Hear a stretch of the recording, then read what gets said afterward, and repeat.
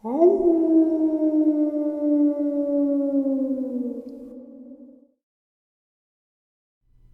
greetings and salutations, everyone, and welcome back to today's second half. Before we get into today's second upload, a couple links. As you know, I rely on Patreon, PayPal, and my merch to help the channel to continue to grow and go. The links to Patreon and PayPal are in the description below, my merch displayed directly under the video. Also, Dogman Frightening Encounters Volume 1, 2, and 3, the audiobook versions. They were written and researched by Tom Lyons, narrated and produced by me, Jeffrey Nadolny.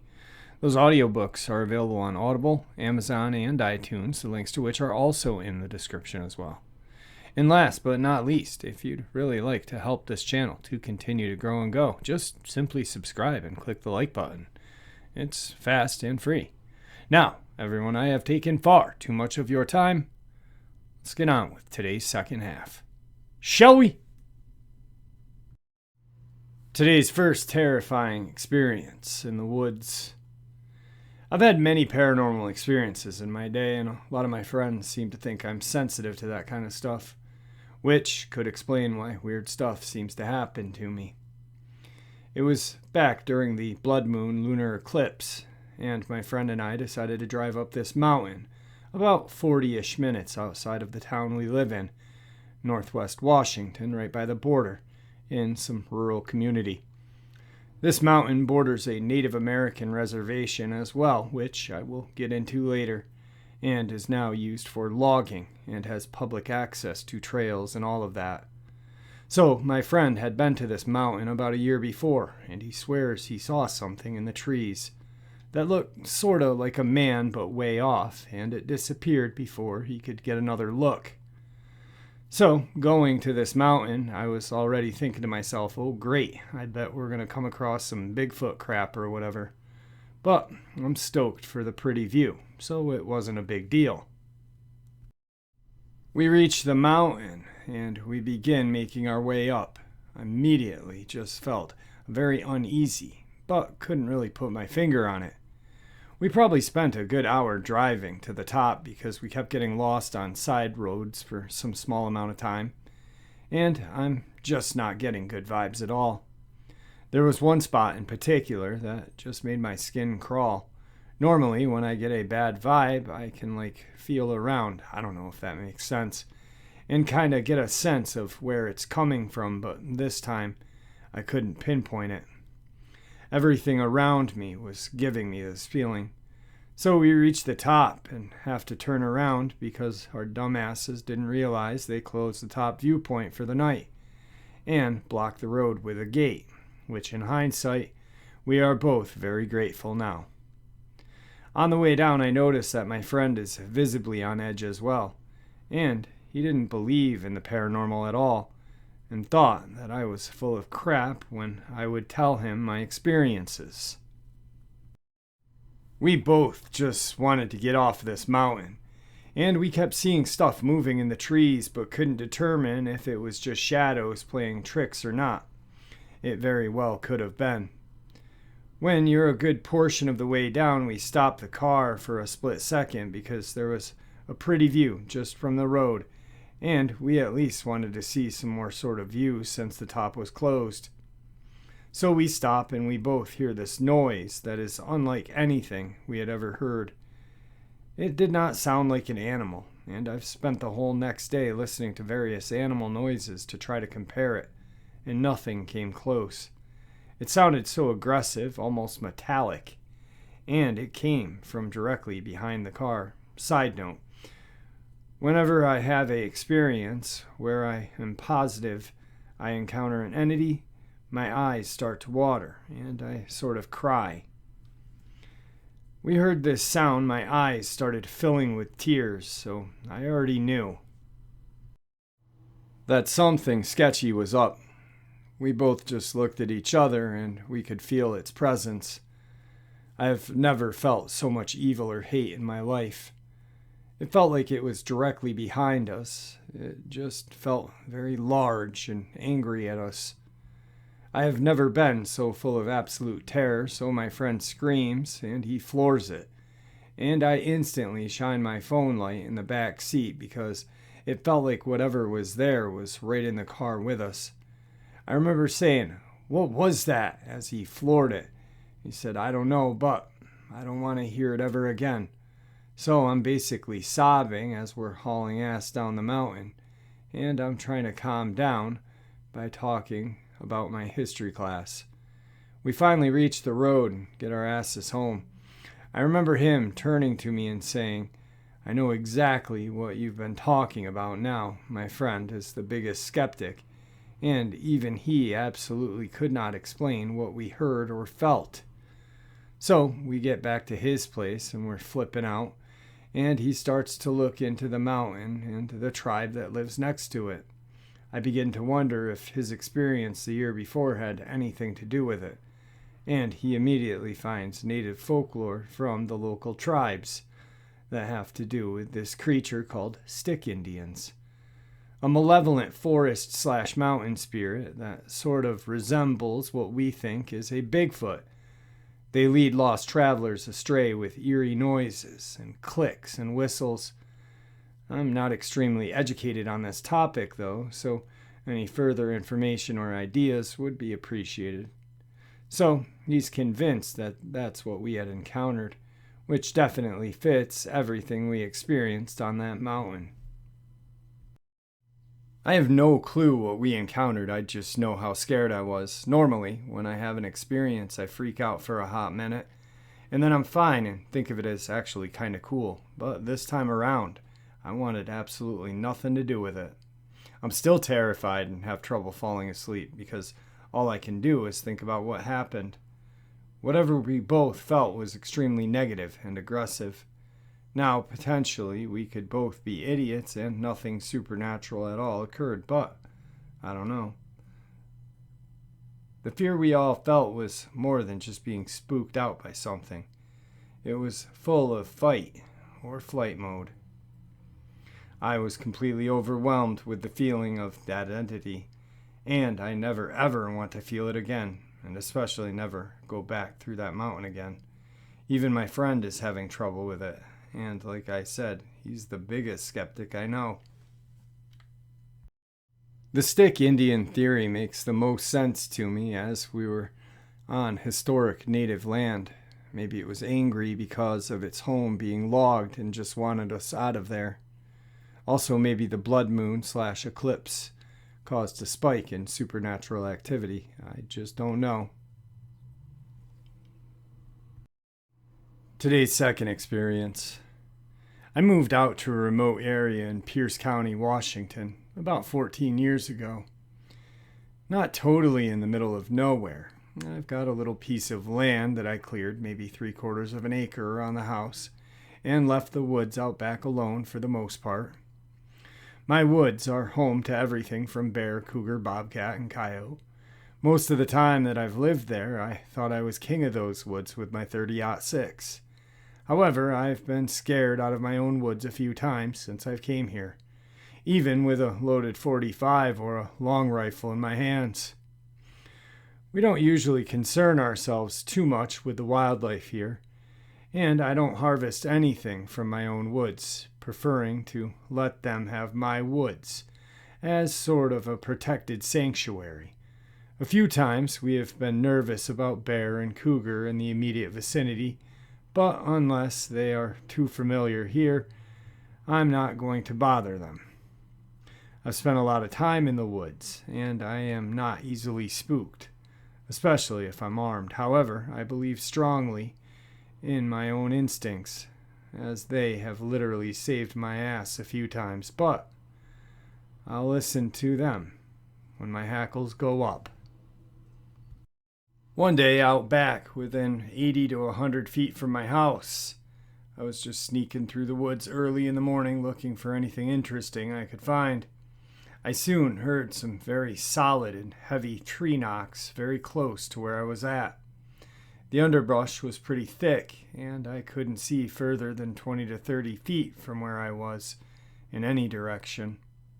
I froze, waited, and again 3 very loud thunks sounded like someone was hitting a tree with a huge axe or sledgehammer, or a basketball-sized rock maybe. Anyhow, I had my 45 on my waistband and very quickly had it in my hand. I did not know what was making that powerful knocking, but I didn't wait around to see. I had the dignity not to run out of those woods, but I proceeded at a very fast pace back to the house.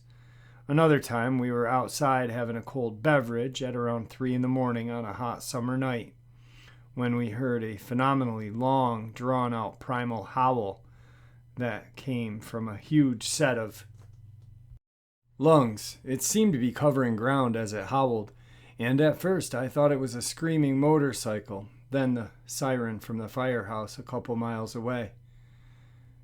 Then it turned into a shrill primal sound and was so drawn out it was impossible. Until it cycled up at the end, I was not sure what it was, but at that point it was obvious that it had come from a big set of vocal cords and a set of lungs. After exchanging a quick look of "Did you hear that?" and quick "Yup," we were up and headed for the door. In a few minutes, we had laughed it off and went back out to listen some more. Within a few minutes, a fairly large tree sounded like it was being slammed to the ground with the force not too far from my house. This was not a tree leisurely falling. It was wrenched, a violent sound, a big piece of living wood being broken. That sent us back into the house again and for the rest of the night. This time, we spent a long time wondering what we had heard. Upon discussing this with my kids, 22 and 24 years old, they told me they call it a banshee, and they had heard it a few times, always late at night. Then, in August of 2001, I was coming up 8th Avenue out of Spanaway, Washington, driving along the boundary of Joint Base Lewis McChord, and I saw a huge male Sasquatch cross the road into the military base about 400 feet in front of me. I got a very good look at it as I had my high beams on, and it was illuminated very well for several seconds. Plenty of time for me to see it, do a double take and look again. Plenty of time to see it, take in just how huge this thing was, even for Sasquatch standards. It swiveled its upper body and turned and looked at me and hurried off into the night. Needless to say, I was very disturbed and didn't even consider taking a picture, but kept right the heck on moving. I was sort of in shock, I think, because even having heard of all these things and living in Sasquatch country, I wasn't a believer. I always figured there would be a body, there would be some footage, or there would be something substantial if it was real. It also occurred to me that there must be a breeding population and just not one, and that with it moving into the military base, that they must be aware of it as well, with all those night ops and training they do over at the base. They have to know and have proof of it.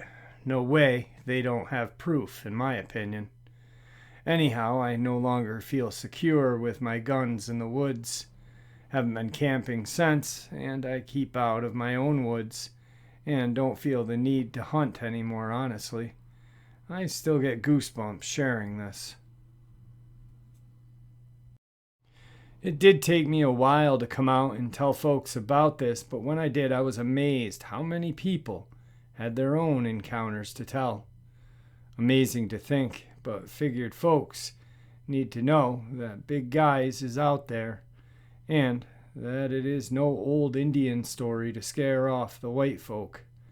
Sasquatch is real, and he is out here. Today's third experience. I have an experience that is unexplained, and I'd like to share with you all. This occurred in Carthage Township, Clearfield County, Pennsylvania. It was the fall of 2001. I was about 9 at the time. We lived down the street from Benton's Market. I can't remember the street name, of course, because it had been so long ago. But we lived before a bend that led down to a headquarters of a company that had big rig trucks parked there. My dad worked on the road for a construction company, so at the time it was just my mother and I. She worked for the Perma-Grain product factory in town. This had to have been on the weekend or a school holiday break because we were both home at the time.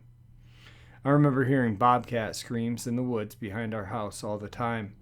The local wildlife was very diverse and is something I would no longer be used to as I live in Pittsburgh now. Anyway, there was a wooded area close by. We had even witnessed 2 bear in our time being there. But I'll never forget the night our dog Lucky went completely ballistic barking at something or someone outside on or near our front porch. I remember looking out the window while my mother was asleep and seeing what I at first thought was someone else's dog or coyote.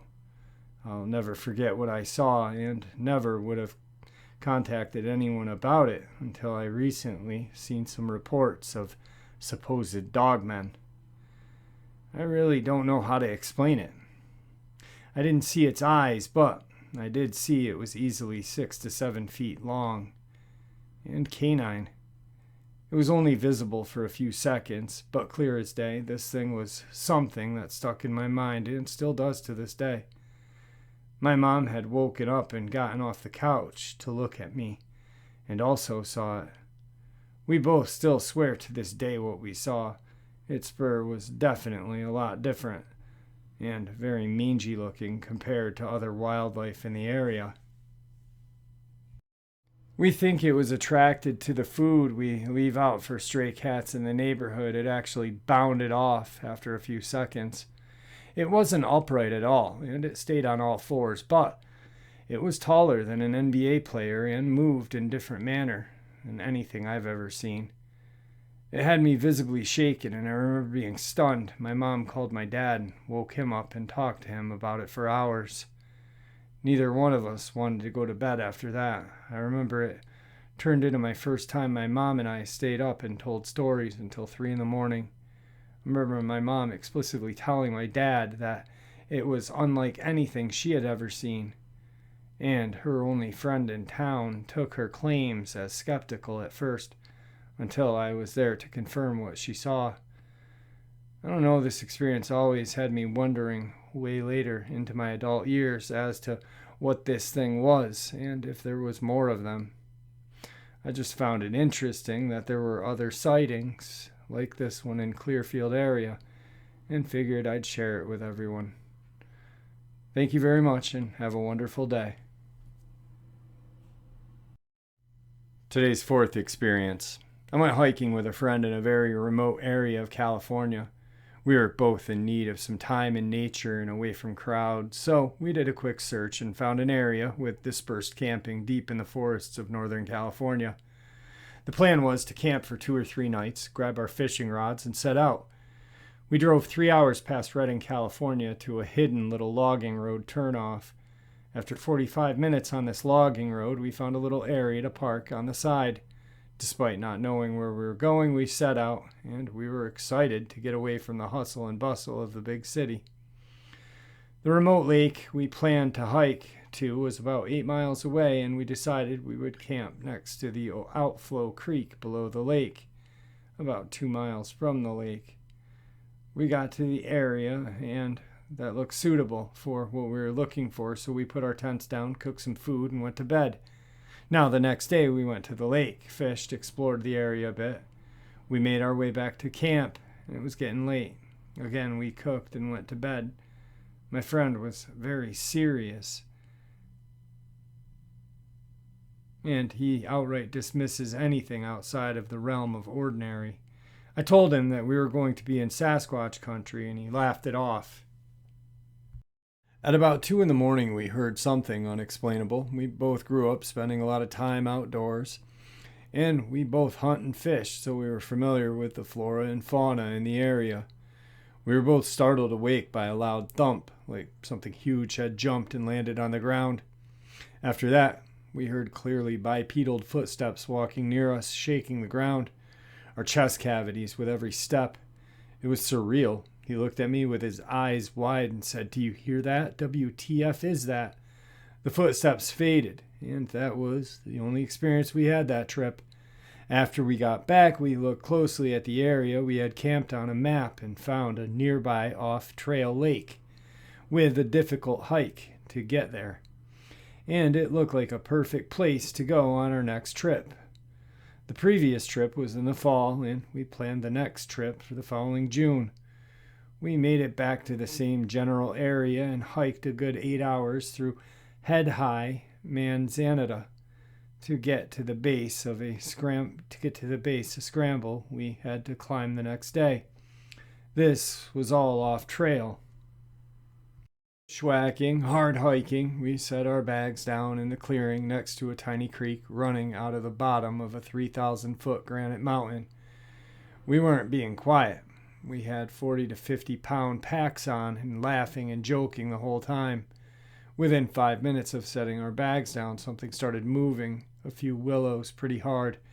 The branches looked like they were shaking. I yelled, "Bear," thinking that's what it had to have been. My friend said he wasn't sure if it was a bear and that it could have been a cow based on the amount of brush it had moved and the amount of noise it had made when it ran off. However, we didn't see any cow pies the entire trip. Also, farmers in these areas who turn their cows out to roam often put bells on them so they can actually find them when it's time to drive them out of the mountains. I just chalked it up to a bear until I went to a zoo with my family and saw a black bear in person. There is no way an animal that size made so much commotion.